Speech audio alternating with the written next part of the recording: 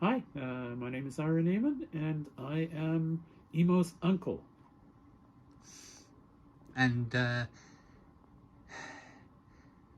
you're a book writer, right? I am a book writer, yes. How And long have you been writing?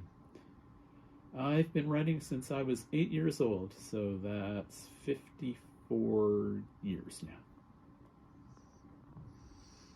Long time. Yeah, and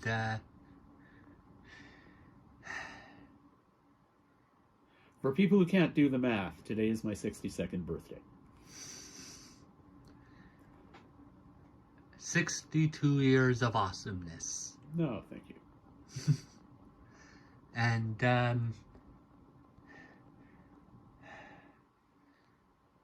I'm happy. And let me tell you, he uh, he would Uncle Ira would agree with me that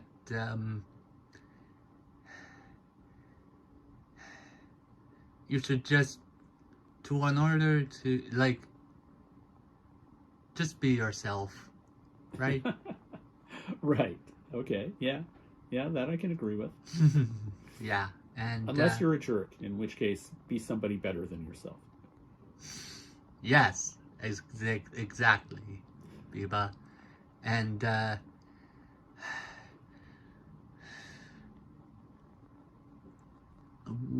where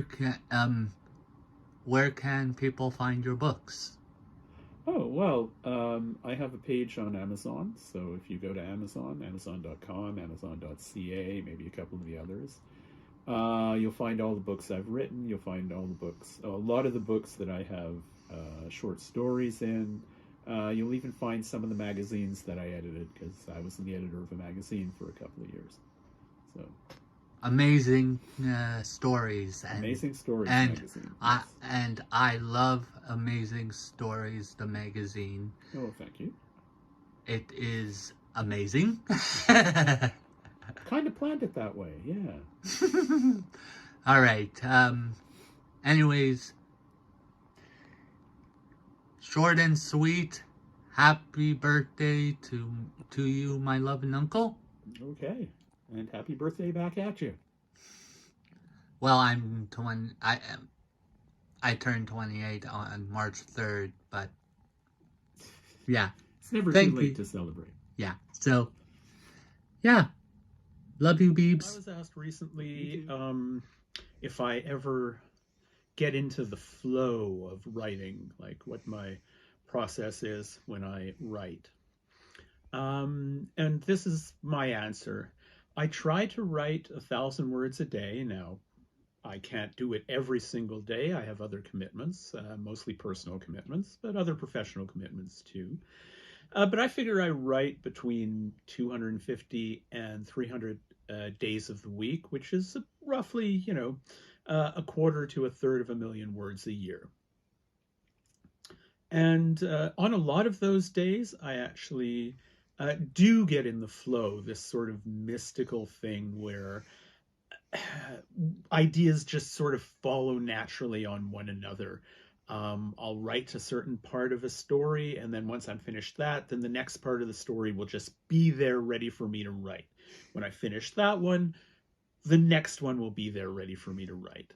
Um, the way I look at it is like, those scenes in movies where someone is walking up a staircase and there are only 5 or 6 stairs. And when they get to the top of the bunch of stairs that they're climbing, a couple of stairs from the bottom just disappear, and then a couple appear where they are, and they keep climbing up, and then more disappear from the bottom, and it keeps making itself that way.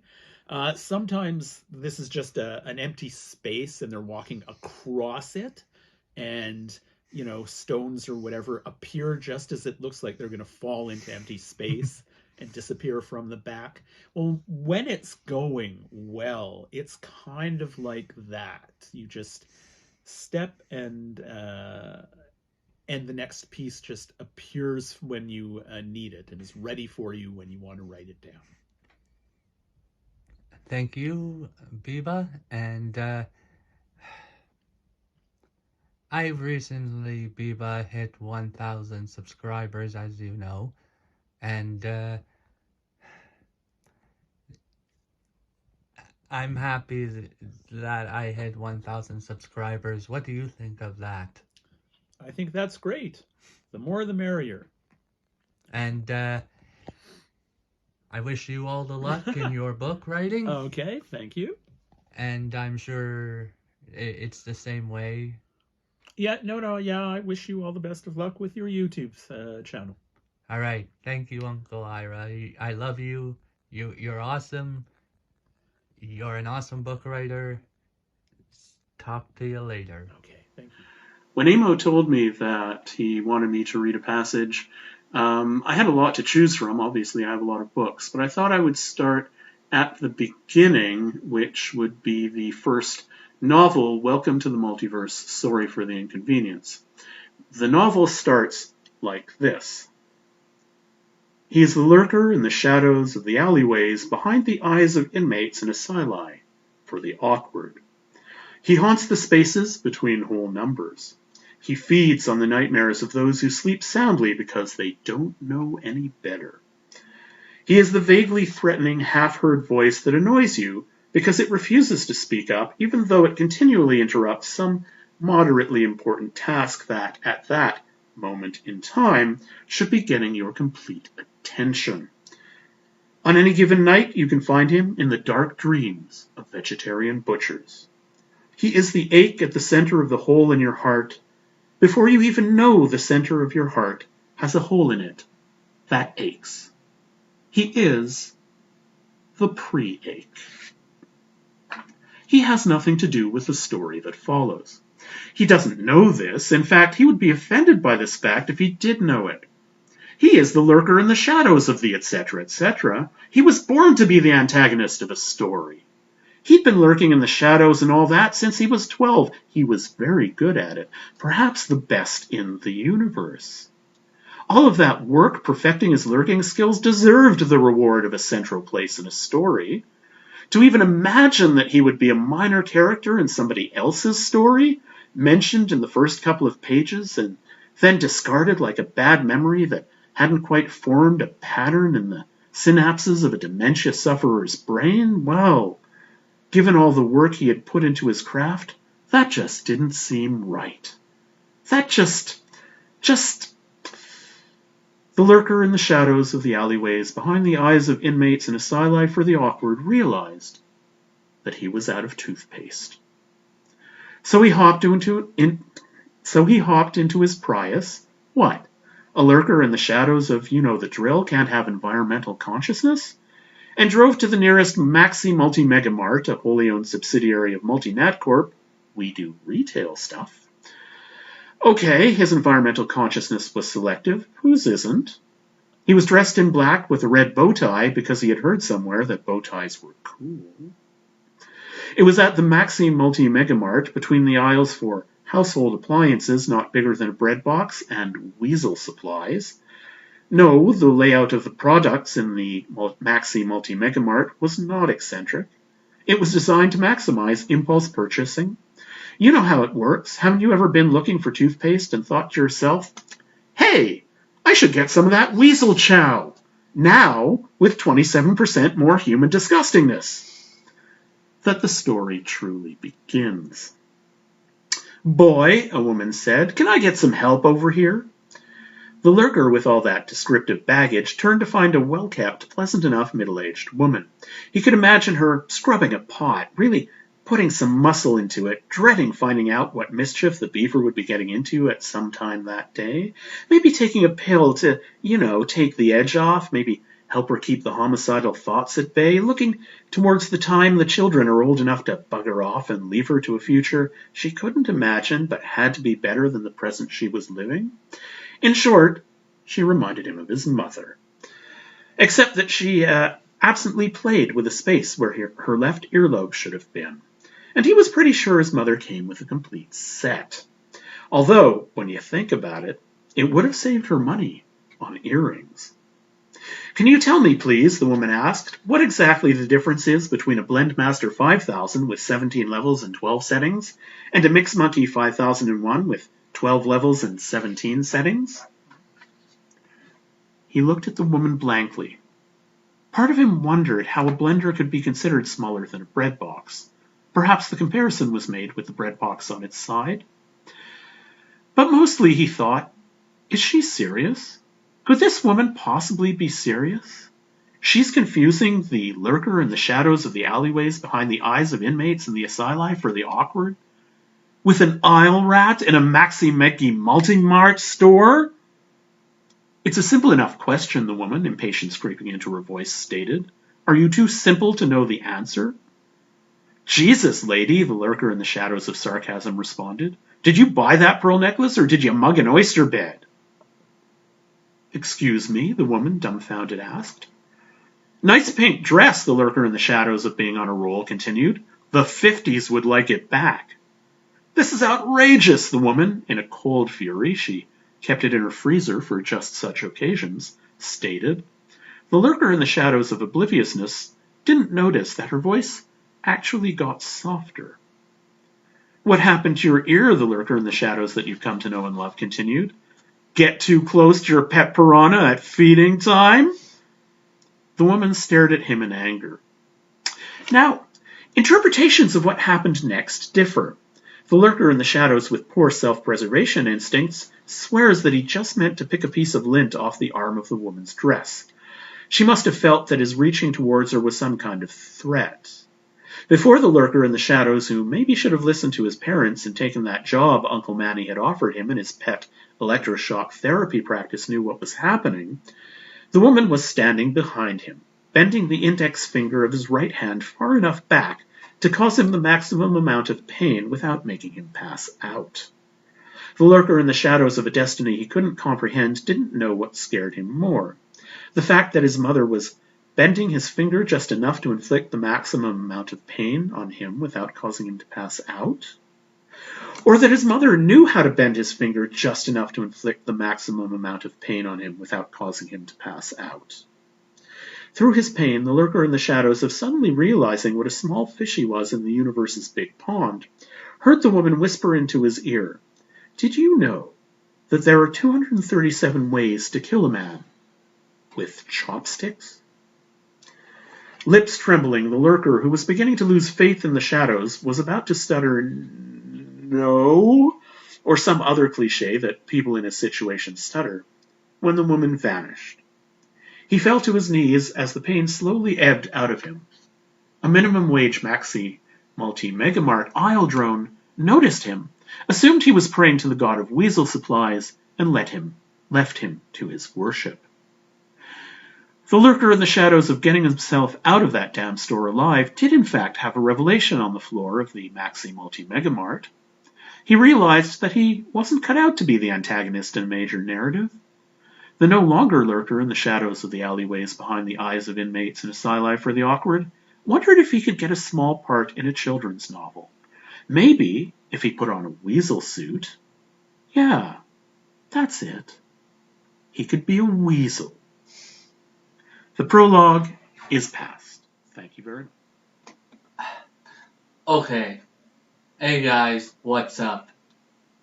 I am here with a very special guest, Ira Nayman, book writer extraordinaire of the Alternate Reality News Service and many other books similar to that. Okay. And I have 10 questions that I want to ask you that I would love him to deliver to you guys. Yes. So, question 1. What is the first book you've written?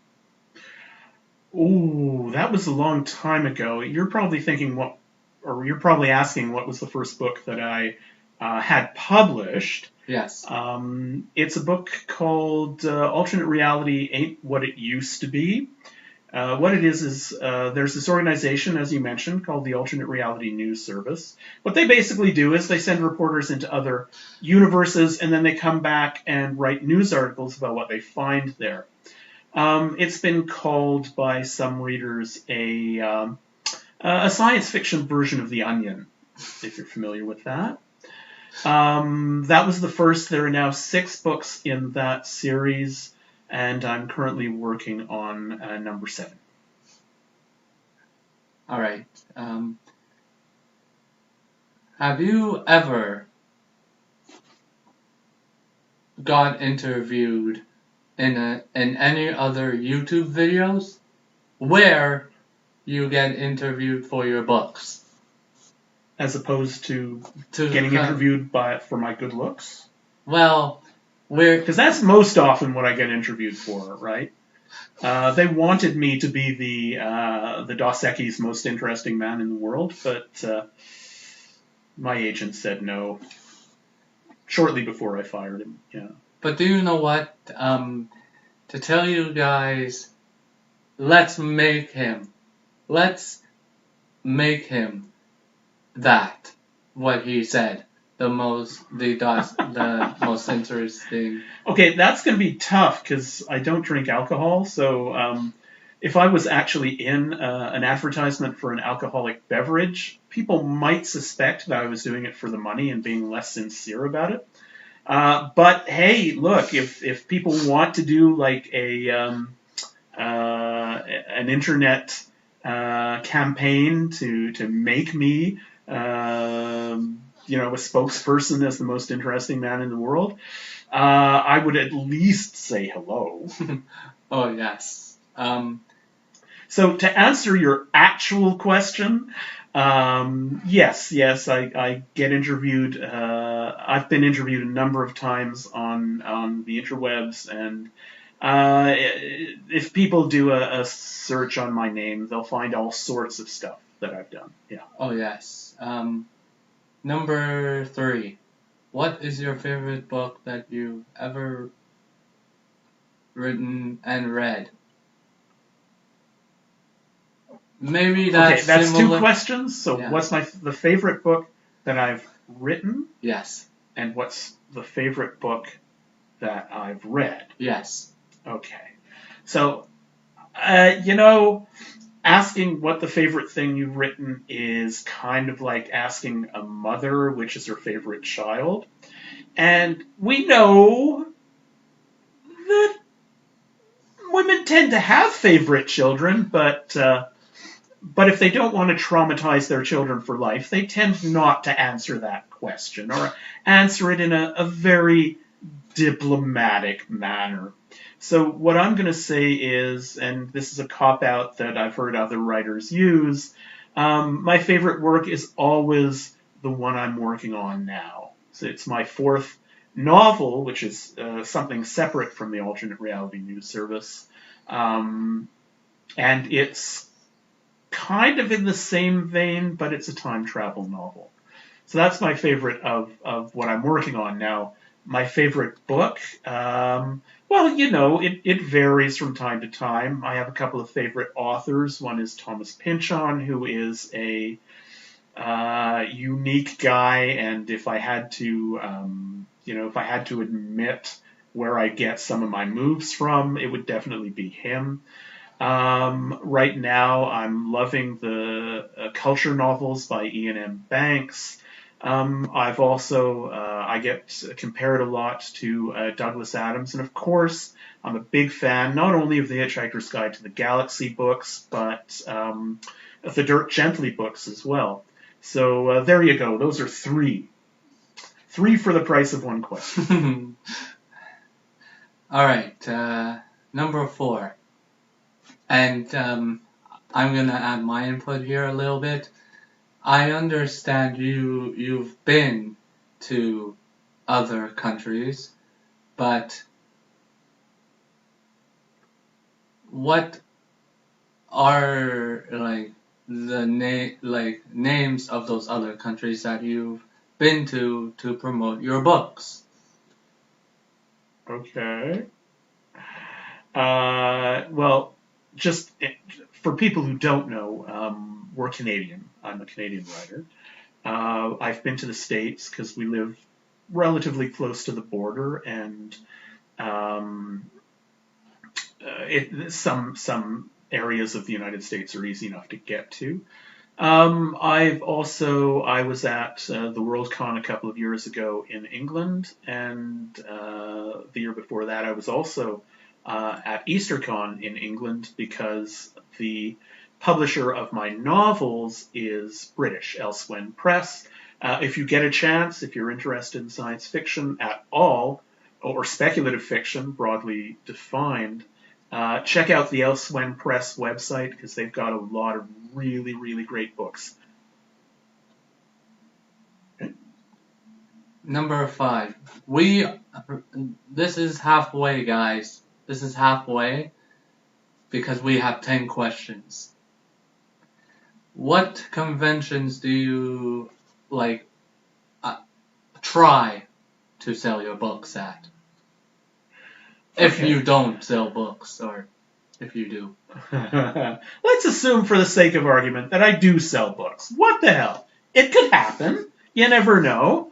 Again, we live in Toronto, so I tend to go to the Toronto cons. I'm hoping to have a table at Fan Expo in September, at Astra in March, is it? January, February, March, April. And I'll probably appear at SF Ontario, but I won't have a table there. I also try to get out to some cons outside of the city. This year I'll probably be at CanCon, which is in Ottawa.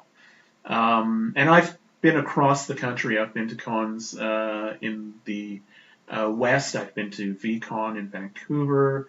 And actually, one of the first cons I went to, and one of the cons I got the best reception at, it's really awesome, and I hope to be able to afford to go back there next day sometime in the future, is Sci-Fi on the Rock, which was in Newfoundland. Great time, great people. So there. So we're going to take a break here and come back with more. Okay, can I do the jazz hands then? Oh, no. Okay. Hey guys, what's up?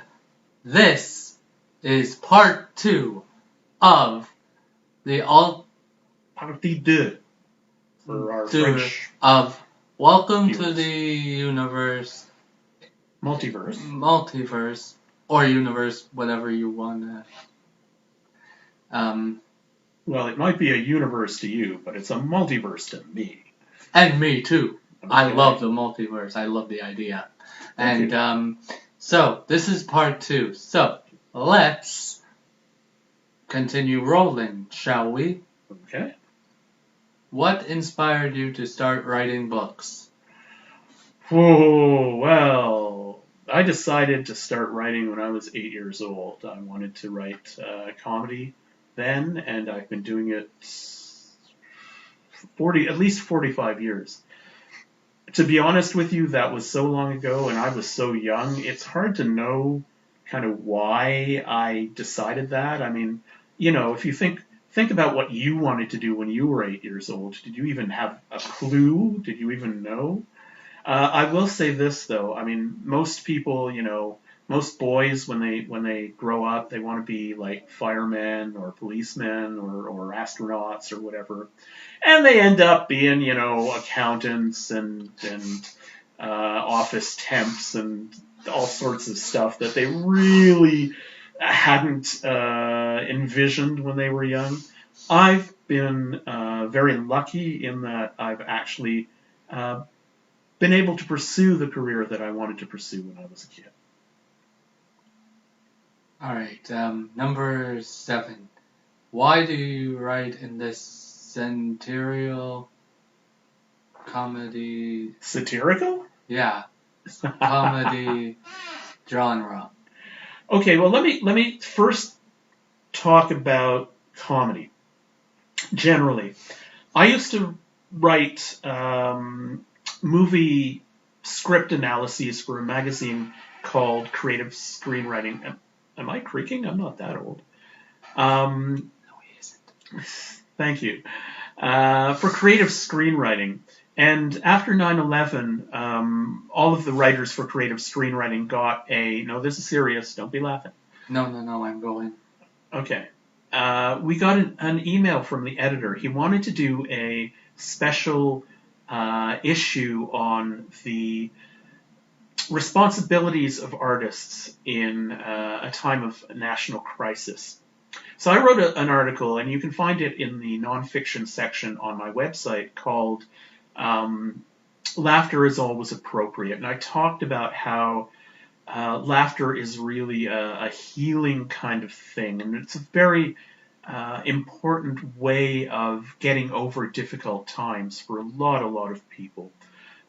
So to me, being able to make people laugh is really an important thing to be doing in the world. I think it's a very good thing to be doing for other people. Now, why satire? Well, satire is a very specific kind of humor that makes a point, that says something about the world.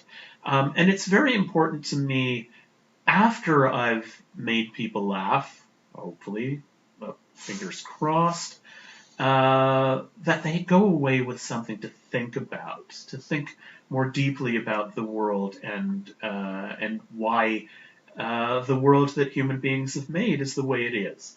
So for me, satire is just kind of the icing on the cake, the intellectual icing on the humor cake. Number 8. Do you have stories in other books?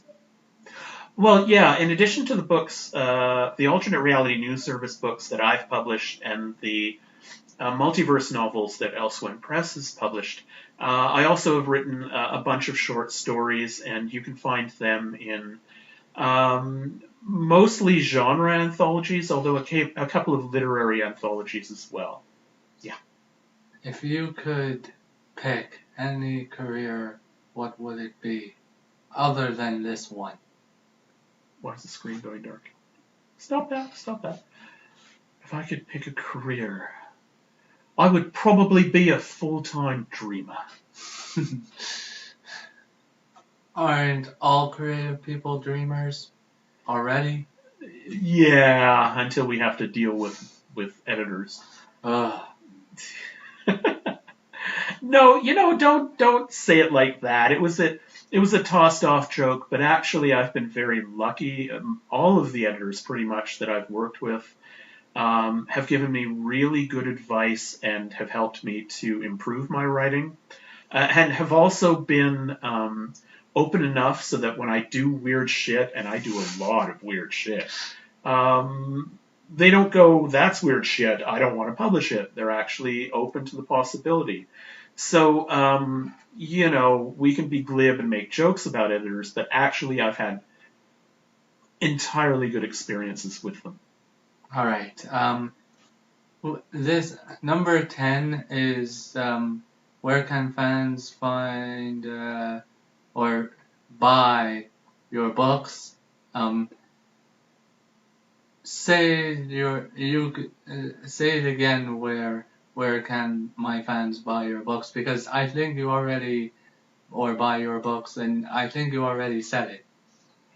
Well, actually, no. Most of my books, including a lot of the anthologies I have short stories in, are available on Amazon.com. So go to Amazon.com,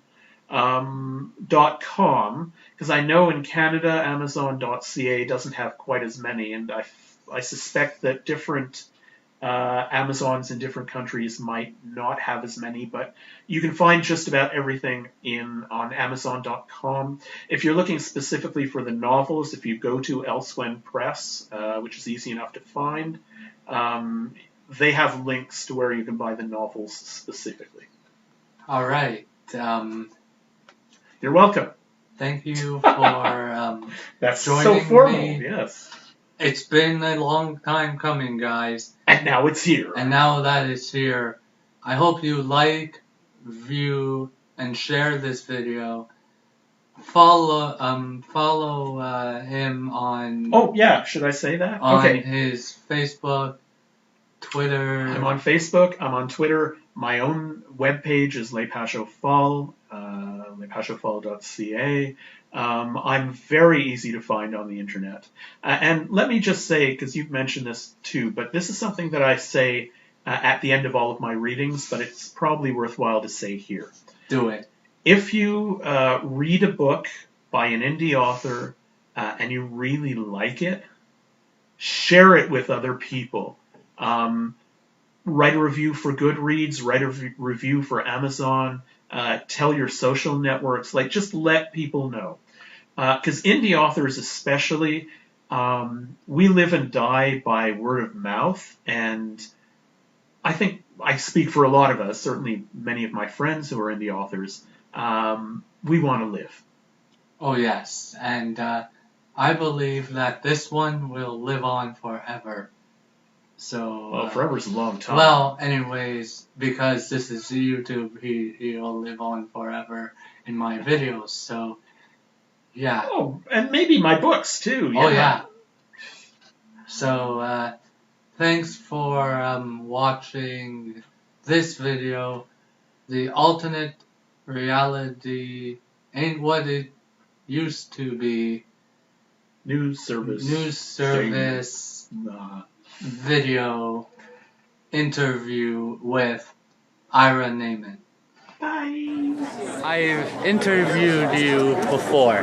Right. At my... Who am I? Ira Nayman. Okay. And how are we related? We are family, and we